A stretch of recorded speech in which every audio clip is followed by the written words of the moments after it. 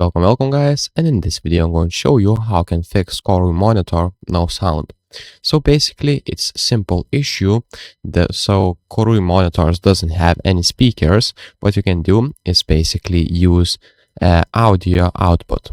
So basically what you'll need to do is basically find this audio port, then find aux cable, or just buy it if you don't have one. So it needs to be aux on one side and on another side, as you can see. And basically then you'll need to take speakers and you'll have something like this and you'll be able to put it. Or there's another option. What you can do is basically take this aux and plug it straight into the speakers, because sometimes other speakers comes with the aux cable.